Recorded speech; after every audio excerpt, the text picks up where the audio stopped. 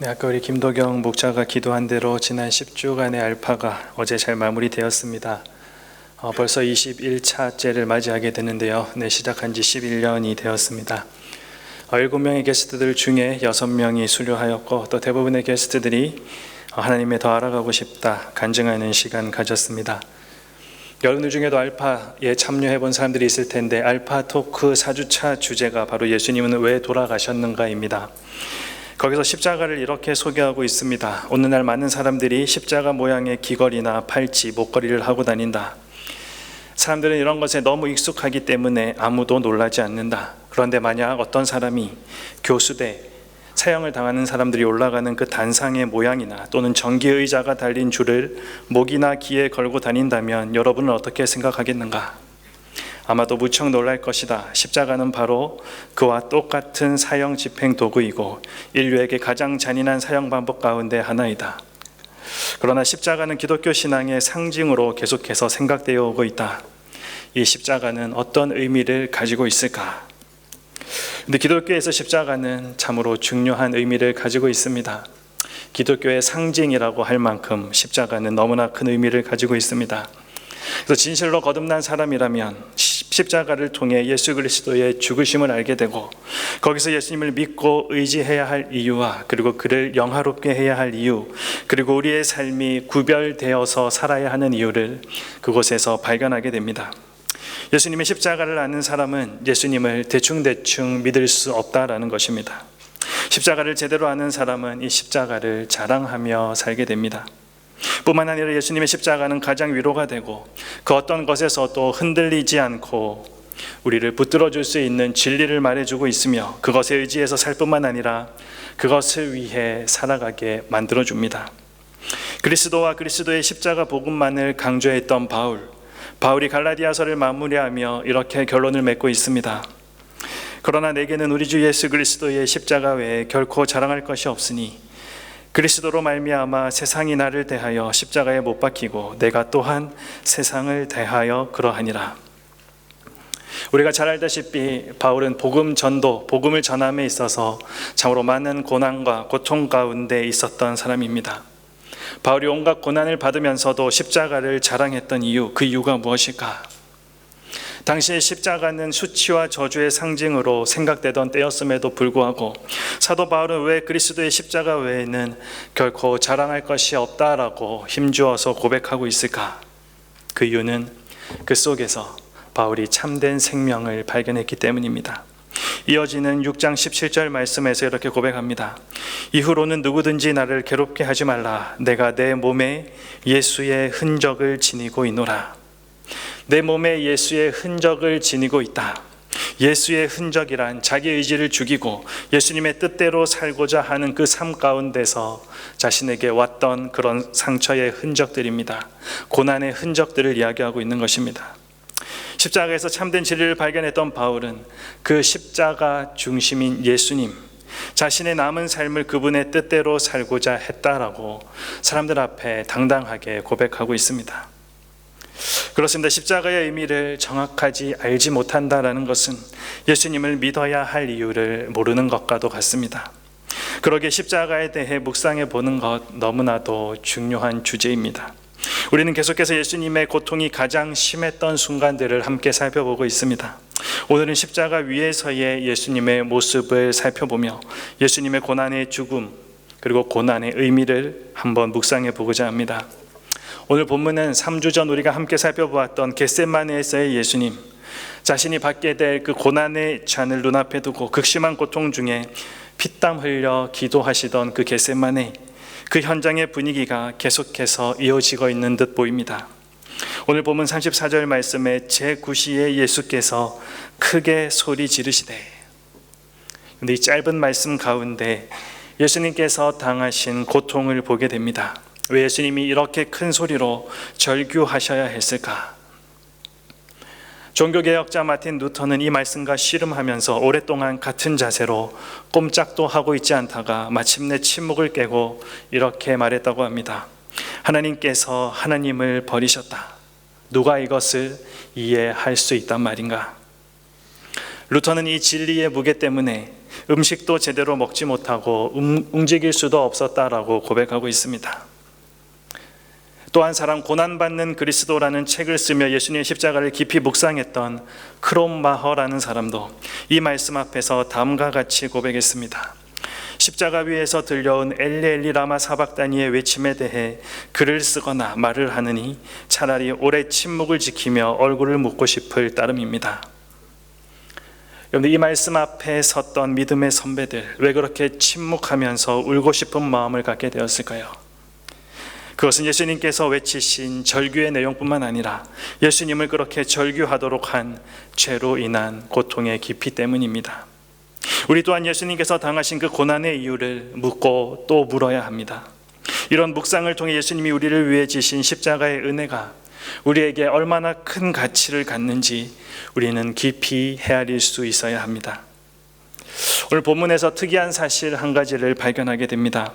예수님의 고난의 현장에 어두움이 임했다라는 사실입니다. 예수님의 이 고통은 십자가 위에 계실 때 임했던 초자연적인 어두움과도 관련이 있다는 것을 알 수가 있습니다.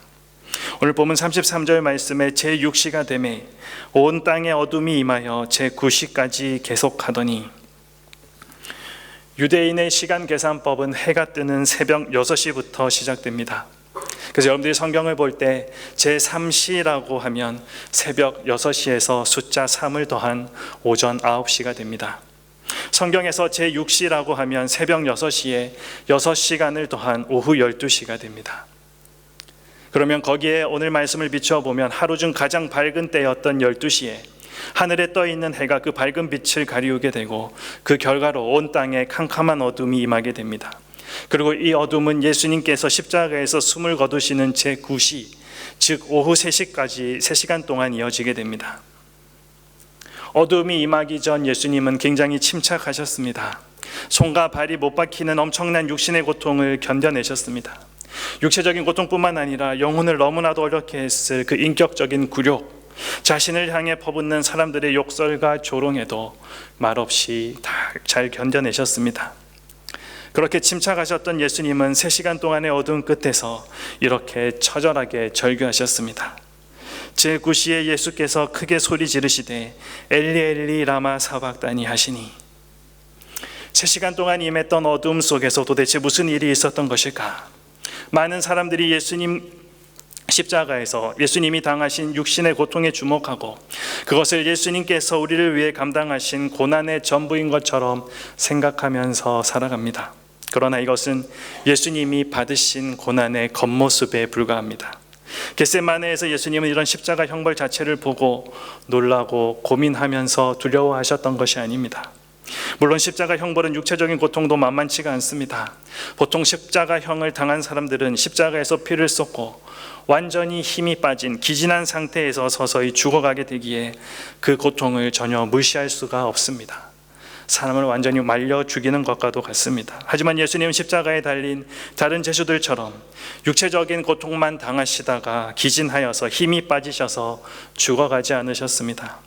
하나님은 왜 예수님을 일반적인 조건 속에서 죽도록 하지 않으시고 죽기 전 3시간 동안 온 땅에 초자연적인 어두움을 내리셨던 것일까?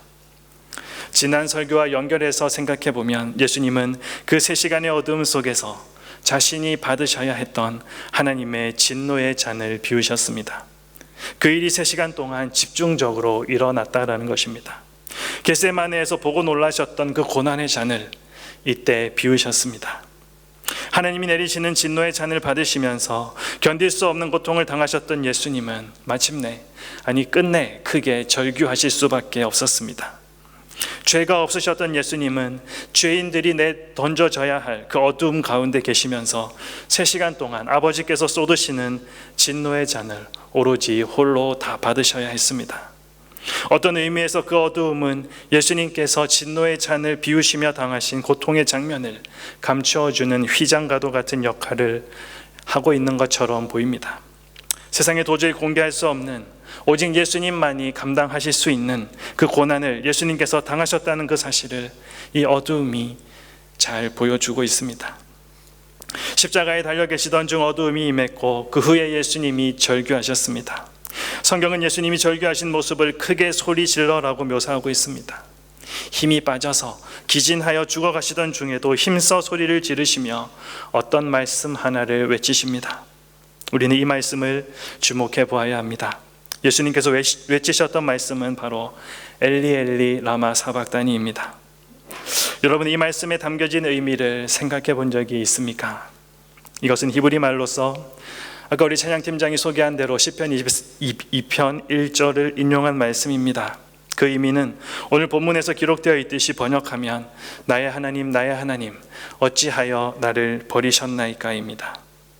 여기서 버렸다라는 이 말은 단순히 내가 지금 눈앞에 보임에도 불구하고 무시하거나 외면하는 것 정도로 그 수준을 의미하는 것이 아닙니다. 이 단어에는 완전히 포기했다라는 의미가 들어가 있습니다. 이것은 하나님께서 단순히 고개를 돌려서 자기 아들이 십자가에 못 박혀 있는 모습을 잠시 못 본 척 하시고 외면하셨던 그 수준이 아니라 하나님께서 완전히 자신과의 관계를 끊어버리셨다라는 것을 의미하고 있다라는 것입니다. 이 절규를 통해 하나님께서 십자가에서 달리신 예수 그리스도를 버리셨다라는 사실을 우리 또한 알게 됩니다. 즉 예수님은 어둠 속에서 하나님의 버리심을 철저하게 경험하신 것입니다. 하나님께서 그리스도를 버리셨다. 어떤 사람은 이것이 별것 아니라고 생각할지도 모르겠습니다. 그러나 이것은 전에도 없었고 이후에도 없었으며 앞으로도 그런 일은 아마 없을 것입니다. 여러분은 십자가에서 일어난 이 일을 다 이해할 수가 있습니까? 이것은 삼위 하나님 사이에 일어난 유일한 단절이었습니다. 영원히 하나이신 삼위 하나님께 있을 수 없는 일이 이 십자가에서 일어났다라는 것입니다. 우리가 이해할 수 없는 영역의 일이 일어나고 있었던 것입니다. 성경에서 하나님은 자신의 자녀들을 버리지 않는 분으로 스스로 그렇게 사람들에게 계시해 주셨습니다. 여호수아 1장 5절 말씀에 내 평생에 너를 능히 대적할 자가 없으리니 내가 모세와 함께 있었던 것과 같이 너와 함께 있을 것임이니라. 내가 너를 떠나지 아니하며 버리지 아니하리니. 또 우리가 잘 알고 있는 마태복음 28장 20절 말씀에 볼지어다 내가 세상 끝날까지 너희와 항상 함께 있으리라 하시니라. 여러분들, 다윗 왕은 사망의 음침한 골짜기로 다닐지라도 해를 두려워하지 않을 것은 주님께서 나와 함께하기 때문이라고 고백했을 만큼 하나님의 함께하심을 경험했던 사람입니다. 다니엘의 세 친구들이 풀무불에 던져졌을 때에도 하나님은 분명 그 가운데 함께 계셨습니다. 복 있는 사람 큐티 본문인 에스겔서에서도 보면 나라가 망해 있는, 그래서 포로로 끌려가 있는 백성들도 하나님께서는 잊지 않으시고 다시 회복시키신다라고 계속해서 말씀하고 있는 것을 볼 수가 있습니다. 그뿐 아니라 신약시대 교회 역사의 신실한 성도로 또 백성들로 하나님께 우리가 기억되는 수많은 사람들이 예수를 믿는 것 때문에 순교당하기까지 하는 그 순간까지도 하나님은 함께 동행하셨습니다. 죽음을 눈앞에 둔 그들이 두려워 떨고 놀라는 것이 아니라 오히려 찬송하고 자신을 둘러싼 많은 사람들을 향하여 담대하게 예수 믿을 것을 권면하기도 했던 것은 그들 자신의 믿음의 대단함이 있어서가 아니라 그들을 향한 하나님의 도우심과 동행하심을 그들이 체험했다, 경험했다라고 볼 수 있습니다. 그런 하나님께서 그의 아들 예수 그리스도께서 십자가에 달리셨을 때는 웬일인지 아무런 반응이 없으셨습니다. 예수님의 표현대로 버리셨습니다. 성경은 단순히 어떤 사실을 전달하기 위해 기록된 책이 아닙니다. 하나님께서 이런 사실을 기록하여 우리들에게 전하게 하신 것은 이것을 통해 우리에게 분명히 알게 하고자 하는 진리가 있기 때문입니다. 우리는 예수님께서 버려지셨다는 사실만을 단순하게 알고 그냥 지식적으로만 알고 넘어가는 것이 아니라 그 이유를 묻고 계속해서 더 깊이 알기 위해 우리는 묵상해 보아야 합니다. 예수님께서 하나님께 버림받은 이유가 무엇일까? 그것은 다름이 아니라 예수님이 짊어지신 바로 우리의 죄 때문입니다. 이사야서 53장 6절 말씀 우리 함께 한번 읽어보겠습니다.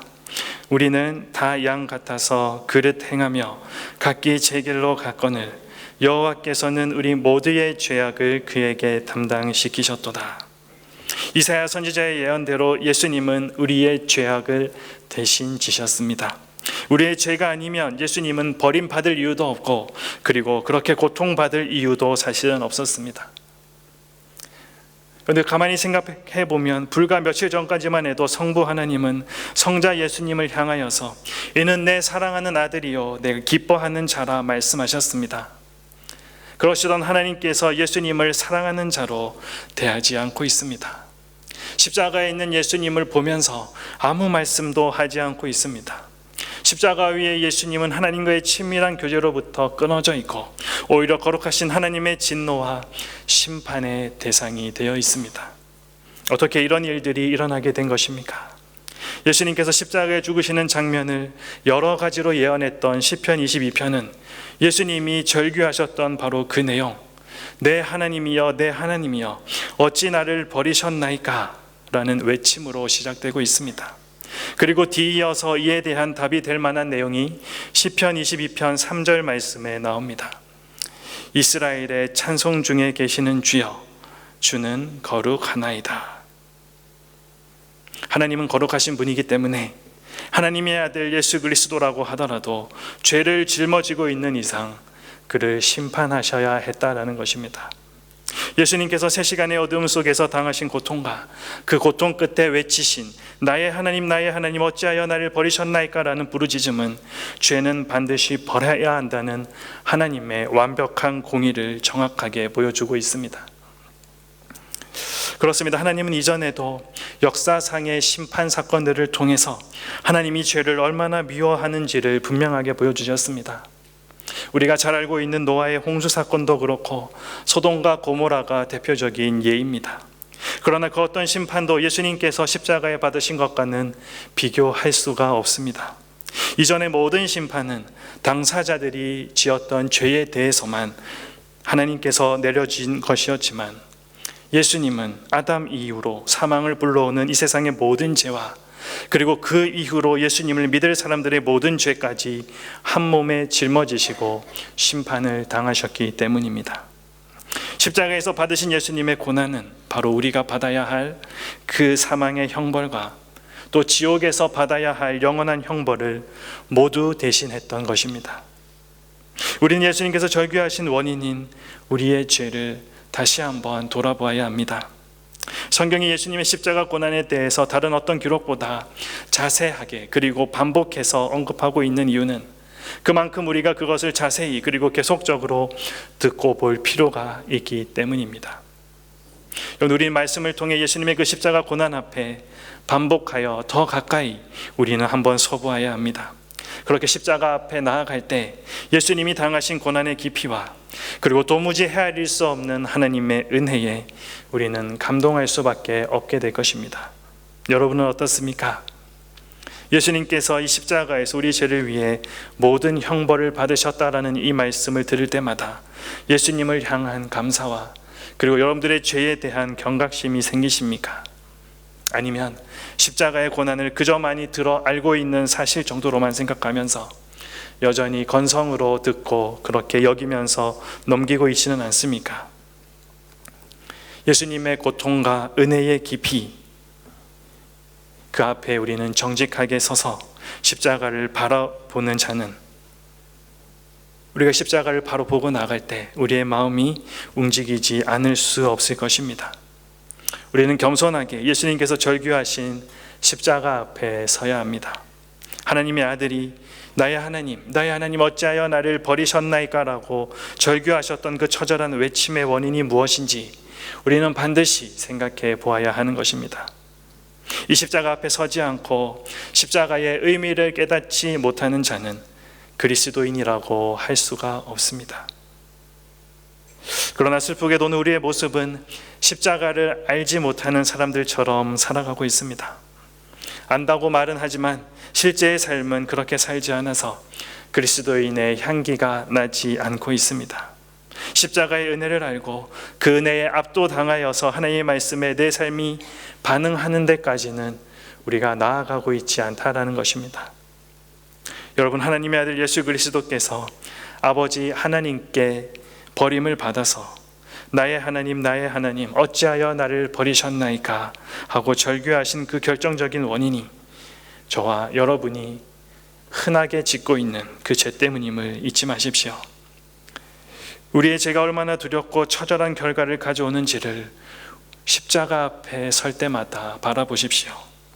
죄가 요구하는 대가는 간단하지가 않습니다. 너무나도 큽니다. 죄의 요구는 육체적 죽음, 하지만 육체적 죽음으로 끝나지가 않습니다. 육체적 죽음 이후에 지옥에서의 영원한 고통도 요구합니다. 이것은 우리가 한번 징계받거나 또는 착한 일을 해서 없앨 수 있는 것이 아닙니다. 하지만 예수님은 십자가에서 그런 죄의 모든 대가를 우리를 대신해서 담당해 주셨습니다. 예수님께서 아버지께 버림받기 전까지 그 고통을 당하신 것은 다른 무엇이 아닌 바로 저와 여러분의 죄로 인한 결과였습니다. 이것을 알고 예수님의 십자가를 믿는 자는 결코 죄를 가볍게 생각할 수 없을 것입니다. 십자가에서 예수님이 외치신 말씀에는 우리가 생각해야 할 사실이 몇 가지 더 있습니다. 예수님은 버림받는 경험 속에서도 하나님을 나의 하나님이라고 부르며 붙들고 의지하셨다라는 사실입니다. 여기서 예수님께서 하나님을 아버지라 부르지 않고 하나님이라고 부르고 있는 것은 조금 특이합니다. 왜냐하면 예수님은 모든 기도 속에서 하나님을 늘 아버지라고 부르셨기 때문입니다. 십자가에 예수님께서 달려서 가장 먼저 하셨던 말씀도 아버지 저들을 사하여 주옵소서, 누가복음 23장 34절의 말씀이었습니다. 모든 것을 이루신 후에 운명하시는 그 순간에도 아버지 내 영혼을 아버지 손에 부탁하나이다 하고 숨지셨습니다. 그러나 3시간의 어두운 끝에 하신 그 절규에서만큼은 하나님을 아버지가 아니라 하나님이라고 부르셨습니다. 이것은 예수님께서 십자가에서 진노의 형벌을 받으셨던 그 순간에는 하나님의 아들이 아닌 죄를 지신 인간의 모든 죄인의 대표로서 서 계셨음을 말해주고 있습니다. 예수님도 그 순간에는 하나님을 엘, 즉 강한 힘과 능력을 가지신 하나님으로 부르고 있다는 사실입니다. 예수님은 우리의 죄의 대가를 하나님의 아들이라는 명목으로 적당히 흉내만 내면서 그렇게 치르지 않으셨습니다. 하나님은 정확하고 객관적인 공의에 따라 죄의 대가 그대로 자신의 아들에게 부으셨습니다. 또 한 가지 주목할 것은 예수님께서 하나님의 공의에 따라 죄에 대한 엄격한 벌을 받으실 때 하나님을 나의 하나님이라고 부르고 있다는 점입니다. 이것은 예수님께서 십자가의 고통 중에도 하나님을 향하여서 강한 신뢰를 가지고 계셨음을 분명하게 보여주고 있습니다.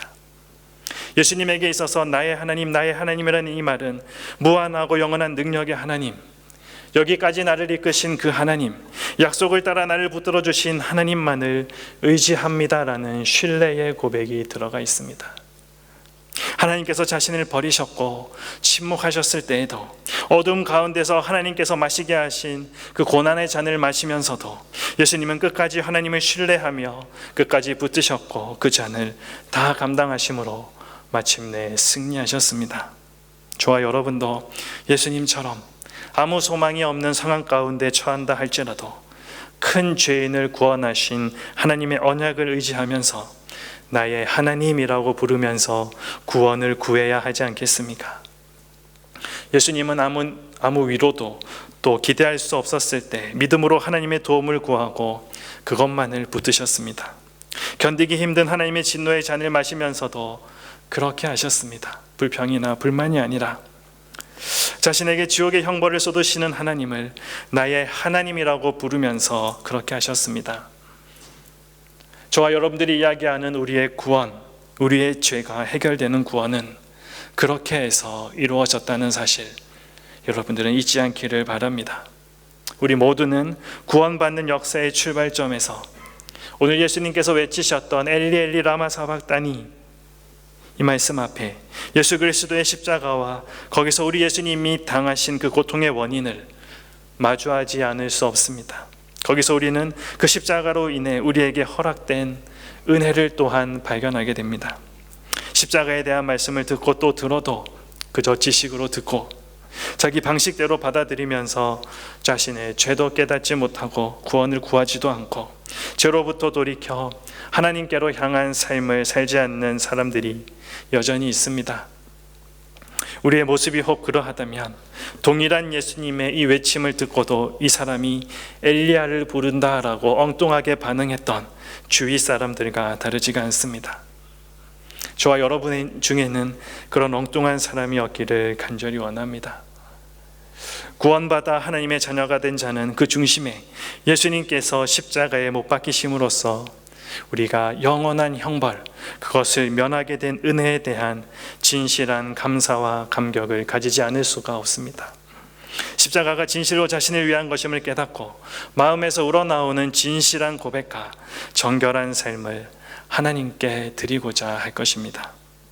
여러분은 진심으로 예수님이 지신 십자가가, 예수님의 그 고통스러운 형벌이 나를 위한 은혜였음을 믿습니까? 하나님께서 미워하시고 예수님을 저주받게 한 이 죄에 대한 민감함이 있습니까? 우리에게 쏟아져야 할 하나님의 진노와 형벌을 대신하신 예수 그리스도의 십자가를 붙드는 사람, 그 사람과 그렇지 않은 자가 겪게 될 차이는 너무나도 클 것입니다. 여러분에게 다시 한번 물어봅니다. 오늘 신앙의 많은 믿음의 선배들이 이 말씀 앞에서 침묵하고 눈물을 흘릴 수밖에 없는 이 무거운 진리 앞에 여러분들의 마음은 어떻습니까? 우리가 십자가 말씀을 계속해서 나누고 있는데 계속해서 반복되고 이어지는 말씀이기에 그냥 기억해야 될 말씀, 또 지식으로 알아야 될 말씀, 그렇게만 생각하고 넘기려 하고 있지는 않습니까? 십자가는 우리를 향해서 큰 소리로 외치고 있는 하나님의 분명한 메시지를 담고 있습니다. 이 메시지를 들은 여러분은 앞으로 남은 삶 어떻게 살아가시겠습니까? 기도하겠습니다.